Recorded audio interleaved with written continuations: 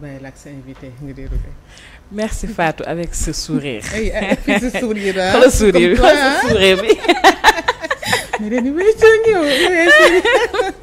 damaa gis kat xool fii rek gis sourire bu naaj sourire bu ñaañ bu yaañ non sama bi laay gis moo tax naa moo motivé ma. kon baax na merci beaucoup Fatou Pape Oumar Seck ma fàttali vous êtes économiste maa lay dalal bu baax a baax ci plateau Walfadjri. waaw sama laaj bu njëkk mooy rek aujourd'hui nous allons parler ci li nga xamante ne mooy pouvoir d'achat des ménages. Donc la première question dafay soxal ci li nga xamante ne mooy situation économique actuelle bi nga xamante ne mooy réew bi en tant que économiste comment vous le décrivez? Alors la situation économique actuelle du Sénégal on peut pour l'apprécier on va dire que c'est mitigé hein. ñu dem ci olof parce que quand même du données yëpp xaw a ci données bu xaw a gën a bu ñuy gën a wax bu nit ñi xaw a gën a am njàkkare surtout mooy taux d'endettement bi qui se situe à 119% du PIB mu nekk taux bu xaw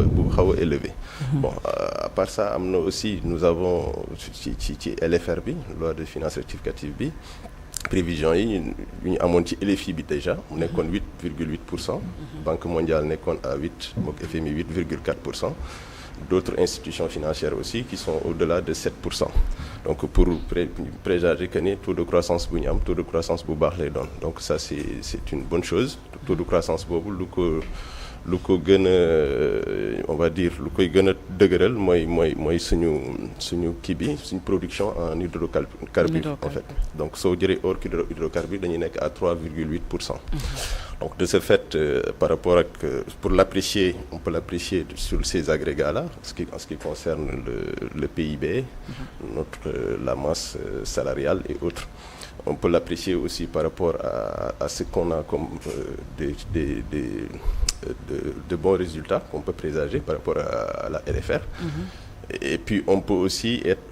critique sur beaucoup de données, beaucoup de sujets parce qu'en économie, c'est des chiffres. Et ces chiffres-là, parfois, comme on dirait, sont sensibles. On peut les aborder de part et d'autre. Donc juste pour dire que situation bi sama koy apprécier situation bu xaw a mitigé la tout en parlant du déficit budgétaire qui est élevé, taux d'endettement bu élevé. ñu am taux de croissance boo xamante ni baax na suñu taux d'inflation aussi mu faible mu nekk taux d'inflation bu baax par rapport ak critères de convergence yi même suñu respecté wul nu mu tuddati déficit budgétaire bi mu nekk bu ñu projeté actuellement presque à 7,8%. Parce que ci kii bi dañ ko yokk ci LFR bi. dañ ko yokk de 0,8%. C'était à 7,08%, là c'est 7,82%. Donc sur ce plan-là, soo xoolee chiffres yi on peut l'apprécier. Maintenant, ce qui est plus important, c'est la question de la dette.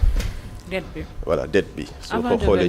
de venir ci dette bi, est-ce que mën nañu wax parce que vous avez parlé d'une situation économique mitigée. Voilà. Tey jii ñu ñëw te wax ci li nga xamante ne facteur ci yow mooy facteur interne yi ak externe yi nga xamante ne tey jii moo ñu indi à cela pour vous. waaw en ce qui concerne cette situation-là quels sont les key exogènes et endogènes yu koy kii nga bëgg a wax. yu koy gën a waaw li ko indi en fait. Expliquer loolu voilà j'en ai cité d'ailleurs. En termes de croissance. boo xamante ni suñu production en hydrocarbures daf ko booster daf ko yokk. taux de croissance. Maintenant ci endettement bi c'est une situation boo xamante ni on peut soo ko jëlee ci ñoo xamante ni gouvernement bu bees lañ. ñëw nañu teg taxawaay bu bees. am ay gëstu yu bees mooy la question des audits. ba ñu audité gis nañu situation bu ñu fi fekk. on a parlé d'une dette cachée. On a parlé aussi d'un taux d'endettement qui s'est retrouvé à ce niveau-là. Donc yooyu soo ko jëlee ci données yooyu ngay am di ko apprécier et bon les facteurs exogènes mooy le fait que ñu dem am benn dette extérieure. bu xaw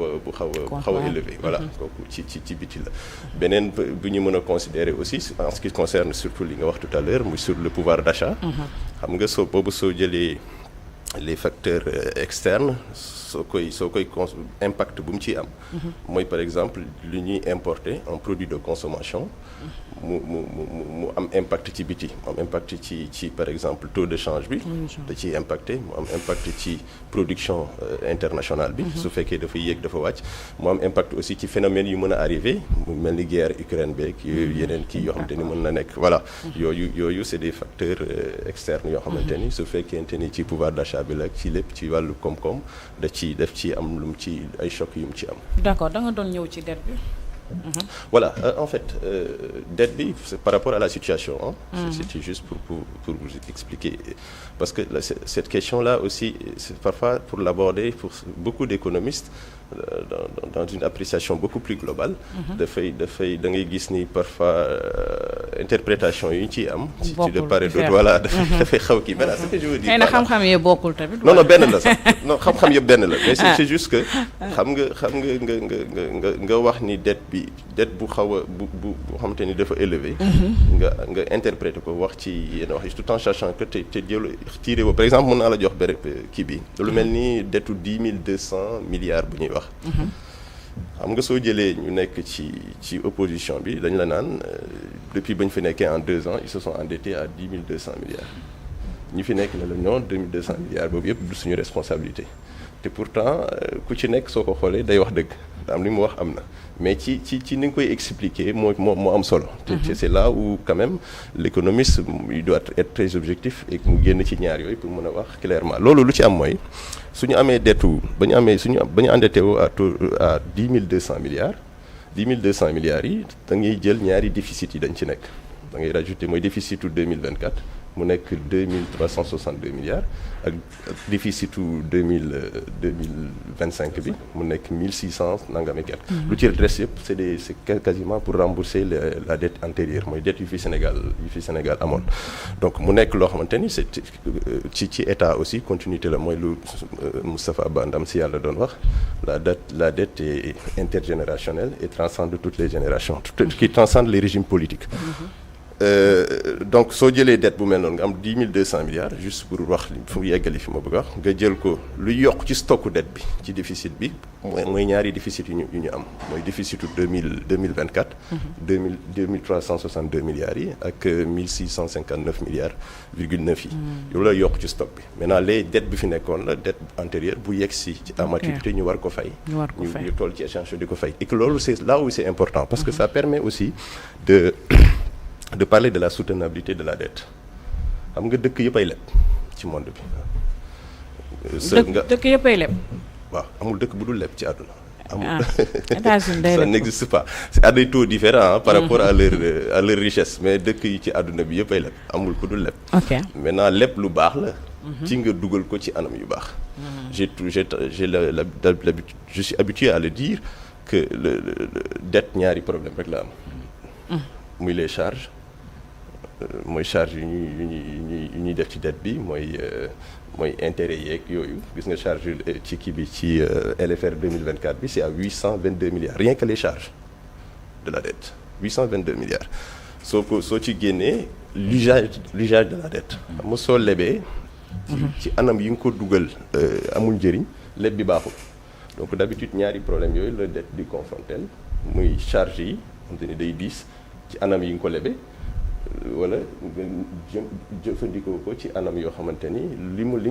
fu mu ko waroon dugal joxul la produire de la recherche ba jox la de la croissance nga créer ci emploi ba mu mën a yegg ci jamonoy fay ko nga nekk ci condition fay ko. soo lebee dugal ko ci consommation baaxul leb dugal ko ci des dépenses ordinaires. mu mel un travailleur boo xam ni dafa leb pour takk jabar. waaw leb boobu baaxul suñu war leb boobu baaxul donc maintenant soo lebee investir ko mu investir quoi. voilà loolu c'est ça c'est-à-dire faut que li ngay leb nga dugg ci secteur yoo xam te ni day productif mu mën la jural dara lu mu lay jural aussi sa askan mën ci jëriñu yow li nga ciy séntu nga am ko ci ba pare nga mën a rembourser ses dettes c'est là où l'utilisation de la dette fa lay amee njëriñ en fait. ci loolu d'accord mais monsieur Seck ñu bëggoon xam rek par rapport ak votre expérience ak sa xam-xam ñu bëggoon rek nga wax ñu jamono ji dëkk bi boo ko doon qualifier c'est en récession en stagnation wala en reprise tey avec des termes économiste en fait. Oui, récession non, stagnation non, je dirais pas. Le mot je pense reprise parce que quand même soo nekkee ci situation bu xaw a difficile comme ministre Cheikh Diba nu mu koy waxee. mais Cheikh Diba daa ne gaal gi ak leket bi aussi voilà des déséquilibres leket bi pour montrer le déséquilibre quand même. Et qui mérite quand même le soutien de tous les Sénégalais. à ce que ñu jàpp ci mu taxawaayam gën a dëgër pour que loolu ñu ci bëgg ñu mën ko ci def. je suis tout à fait d'accord avec lui sur ce plan-là et c'est comme ça c'est-à-dire quand une situation économique d'un pays est assez difficile doo ci yokk coow yokk ci yeneen condition ba nit ñi di tiit ba investisseurs yi sax suñ dupp ñu dugal ci seen xaalis dañuy tiit même les Sénégalais yi fi dëkk aussi mën nañ ci tiit donc li nga ciy wax ak anam bi nga koy waxee war na doon loo xamante ni vraiment ça peut encourager à ce que ce problème-là soit réglé qu'on puisse les solutionner mais bon les polémiques politiques au Sénégal ça solutionne pas ça pousse aussi à dégrader la situation le plus souvent et c'est ça qui n'est pas bien mais bon c'est le devoir de tout scientifique pour man parfois d'éclairer les gens sur des sujets comme ça qu'ils ne maîtrisent pas dont ils peuvent arriver à un moment ñu am ci benn tiitaange donc c'est surtout ça loolu la donc ça renvoie mooy récession bi ngay wax c'est en récession non reprise bi parce que voilà parce que yële dafay mel ni suñu PIB parce que soo nee récession bi day laal PIB taux de croissance bi day mel ni day wàcc alors que nous avons un taux de croissance ci la nga ko basé pour wax ne ce pays est en reprise et un peu maanaam si yan oui nga basé wu ci ñett yëpp laa lay wax xam nga da nga ne récession ne stagnation ne truc voilà yooyu stagnation sax d'habitude soo xoolee taux de croissance yi day nekk à 2% d'habitude une économie qui stagne 2% te nous je suis en train de vous dire que nous allons arriver à 8% par rapport à la loi de finances rectificative ci hors hydrocarbures sax dinañ nekk à 3,8% donc là je peux pas parler de stagnation ni de récession. Alors, en parlant de la reprise,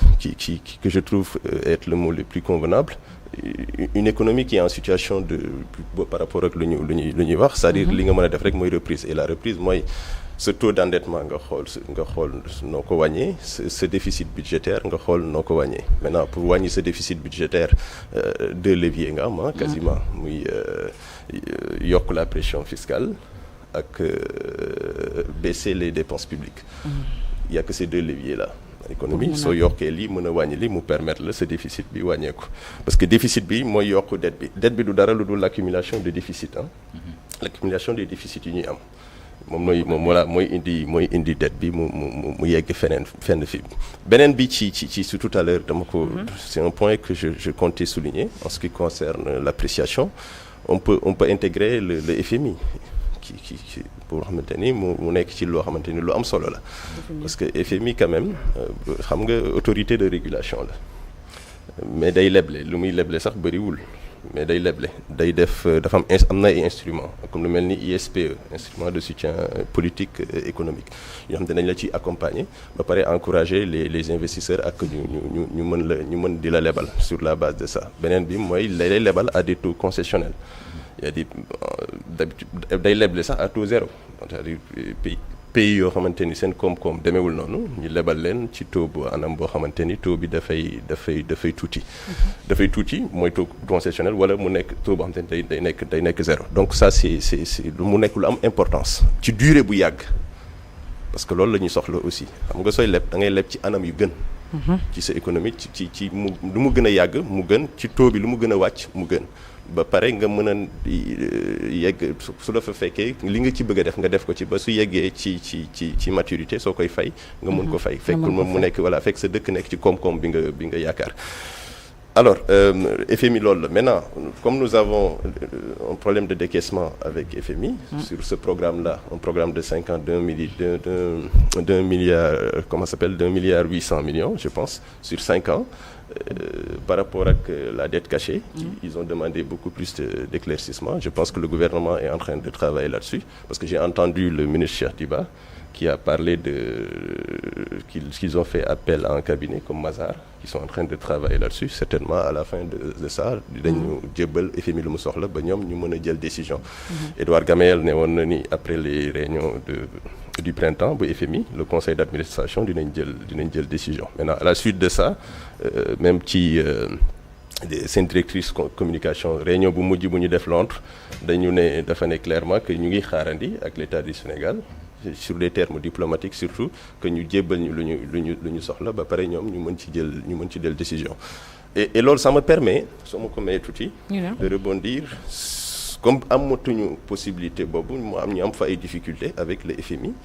ak soo xoolee suñu obligation yi avec soo lire Bloomberg nga gis suñu obligation yi nu ñuy baissé agence de notation yi suñu notation yi nu mu demee aussi nga xool ni pour ñu lebi fenn suñu taux yi foofu day élevé. On parle même de 12 virgule voire plus de 12%. Donc on a recours à la dette domestique muy dette bu ñuy def ci marché des titres de l'UEMOA donc mais mooy lu gën a gum ci ñun. Parce que tamit foog ñu leb ñoom mënuñu toog noonu sans pour autant ñu leb mënuñu ko. C'est possible même s'il faut s'endetter pour payer la dette. Une partie. Et c'est ce ci loolu lañ nekk sax on s'endette pour payer une dette. pour payer parce que c'est des dettes qui arrivent à échéance qui arrivent à maturité il faut les payer. Am ay intérêts aussi yoo xamante ni dañ koy fay soo demee ci direction de la dette certainement ñoom c'est eux qui gèrent ça. Léegi dañ ngay am recours ci marché boobu avec des bons et des obligations à des taux plus ou moins un peu élevés quand même de 6 à 7% ci maturité bu gàtt foofu rek la xaw a kii parce que parfois day nekk 365 jours yenn day nekk sur 3 ans. Donc foofu moom ngay am recours mu nekk dette mooy nu ñu lebee nii actuellement chaque kii nga gis ni voilà Sénégal def na émission bu mu def obligataire bu mu def lebal nañ li la doon xaar ñu lebal ko lii mais li ci baax na waxuma ni baaxul parce que moom solution boobu la ñu am mais suñu demee ba am solution bu ko gën ci dette extérieure ñu mën a leb ci taux yu gën a wàññeeku yu gën a yaatu mooy lu gën vraiment. D'accord ñu gis li nga xamante ne mooy pouvoir d'achat des Sénégalais mën nañu wax ni dafay gën di yokk en fait ñu bëggoon a xam rek tey ji ci yow ban solution la ñu mën a def pour canaliser. dafay gën di yokk wala day wàññeeku. day gën di wàññeeku autant pour moi. Voilà. Ban solution la ñu mën a def pour maanaam régulariser li nga xamante ne moo am. waaw xam nga pouvoir d'achat sooy wax ci pouvoir d'achat. C'est lié aux revenus disponibles. Et que pouvoir d'achat wu nit ñi ci anam seen doole bu ñu am pour di jënd ci lu ñu bëgg ci en termes de consommation ci d'habitude day basé wu sur des revenus lu ci ëpp ñeneen ñi pour de façon modeste c'est les salaires et autres. Ouais. Donc seen revenu su fekkee c'est des familles modestes seen pouvoir d'achat wàññeeku. Lu koy indi mooy parce que dafa am benn inflation taux d'inflation bu élevé ci produit ci voilà léegi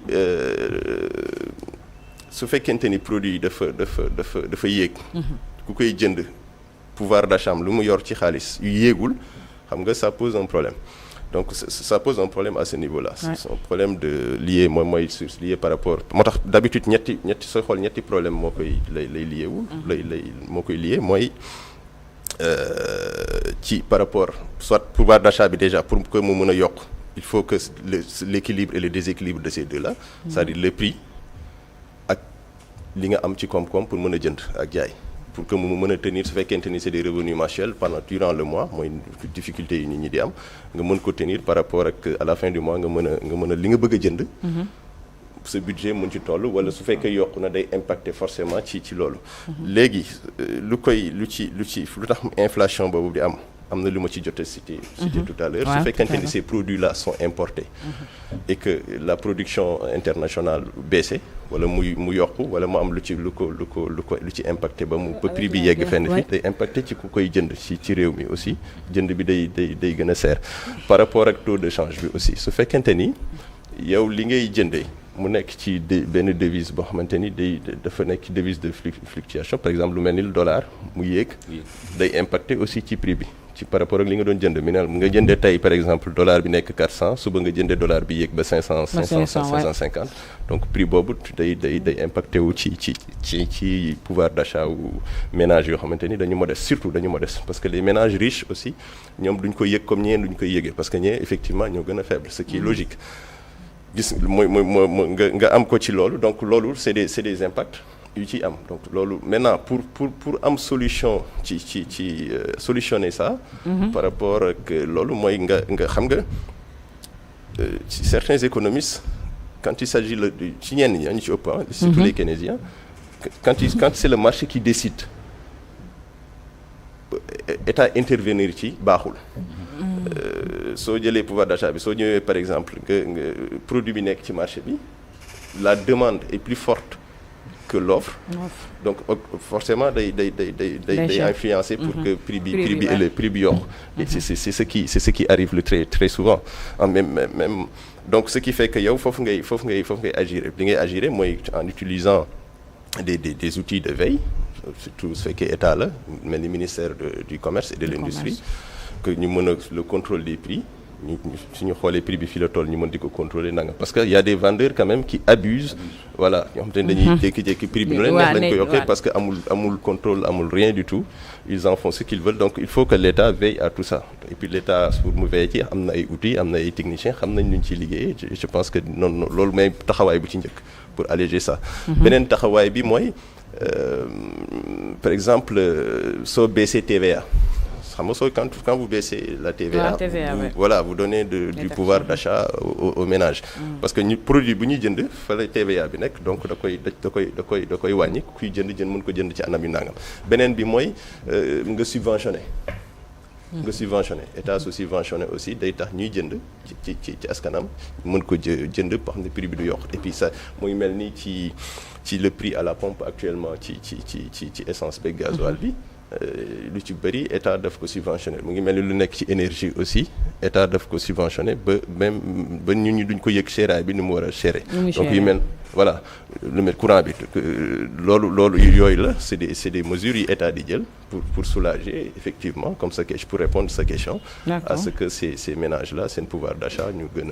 a confortable. Selon vous est-ce que le gouvernement a des marges de manœuvre suffisantes pour mën a agir efficacement sans pour autant que mu gën a yokk déficit au kii bi quoi dette bi actuellement ouais ça va être compliqué parce que quand donc on est obligé de nous endetter rek pour c'est la solution. Oui on va l'État peut en quoi faisant mooy augmenter la pression fiscale wala élargir l'assiette fiscale foofu parce que état recette am su fekkente ni recette am mu ngi koy yokku dina tax déficit am su wàññi ay dépenses am surtout su dee wàññi ay dépenses am dépense publique am dina tax ay déficit am mu mën ko wàññi loolu laa doon wax tout à l'heure mais soo xoolee ci LFR bi suñu déficit dañ ko wàññi dafa nekk 18,9% au lieu de 19 taux de pression fiscale bi laa bëgg a wax ñu ngi ci 18,9% donc taux de pression fiscale boobu ngay yokk maintenant est-ce que lan ci déficit bi pour ñu mën ko wàññi sans pour autant ñu creuser déficit bi nga wax ñu mën a wàññi. non yan maanaam dama bëgg a laajte est-ce que tey jii nan la ñu mën a def rek tey jii mën a wàññi kii bi creuser sans pour autant ñu wàññi déficit sans pour autant que ñu gën koo creuser au fait. waaw est-ce que tey jii yaakaar nga ni état bu Sénégal ji tey gouvernement bi am nañu ay marge de manœuvre pour mën a tey jii taxawaay boobu noonu. waaw xam nga tey en fait. C'est une situation ñi ciy liggéey ils sont dans une situation très très très très complexe très compliquée si on peut dire les choses comme ça pour gérer ça parce que xam nga sooy diriger askan bëgg mu nekk ci anam yu gën dund ci conditions yu gën lépp décision booy jël da ngay xalaat en conséquence ban impact lay am ci moom tey soo yokkee par exemple la pression fiscale yokk ko ci entreprise yi yoo xamante ni seen situation peut-être demul noonu wala ñu ñuy subir fiscalité bi dafa xaw a diis ci ñoom ba tax ñu mën a am beneen conséquence ci nit ñi entreprise yooyu dem ba mënatuñu supporter loolu wàññi seen ay employés wala seen salaire yi dootul demee noonu ainsi de suite su boobaa du baax moo tax c'est des mesures yoo xamante ni il faut vraiment réfléchir pour les prendre maintenant techniquement pour def ko c'est possible, il y a des mesures moom laa la wax soo yokkee ci li ngay am ci recette. ci wàllu impôt nga wàññi ci say dépenses moment boobu di nga mën a wàññi sa déficit. loolu laa doon expliquer maintenant loolu mesures yooyu c'est pas facile à prendre on peut le dire comme ça parce que théoriquement c'est facile de dire les choses mais en pratique c'est tout autre chose, c'est des mesures qu'il faut prendre et qui sont parfois très difficiles à prendre et qu'il faut comprendre aussi parce que ñoom tamit ci loolu la ñuy nekk dañ ciy liggéey di ci xalaat di ci yeewu suba ak ngoon di ci xool anam yi mu gënee ñu defee ko noonu. Donc pour répondre en conclusion par rapport ak question bi mooy pour ñu sans su fekkente ni yokkuñu lu jëm ci wàllu yokkuñu impôts yi wala yaataluñ ko ba ñu impôt ñu amul woon ñu tegul woon seen kaw ay impôts ñu teg leen ko déficit bi pour ñu wàññi ko du mën a nekk. du mën a nekk waaw ñu nga demaale kii parce que Fatou ma fee siñ que temps bi. temps bu ñu cëraloon maanaam mi ngi jeex daal. d'accord question yi dafa jeex. non question yi kay jeex mais suñu temps gi kay. d'accord suñu temps bu ñu cëraloon xam nga. d'accord effectivement nga demaale ak lii rek nga mën cee tàggatoo maanaam ñu bëggoon a xam rek yan mesures urgentes tey jii ngay recommander pour rek protéger les ménages dans l'immédiat. Oui en fait dans l'immédiat. Dans l'immédiat moom laa doon wax sànq abordé nga ko sur quasiment sur l'autre question que j'ai répondu c'est-à-dire mesures yi mooy taxawaay bu état di taxaw pour que pour ménage yi kër yi seen jëfandiku waaye ci ay consommation que ça mu nekk consommation non alimentaire ak consommation lépp anam ci consommation bu nit ñi di consommer voilà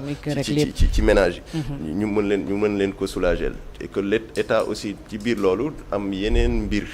urgence yoo xamante ni en termes de finances publiques daf ko war a gérer doonul lu yomb mais taxawaay boobu quand même taxawaay bi am na parce que pour stabiliser les prix comme je l'ai dit tout à l'heure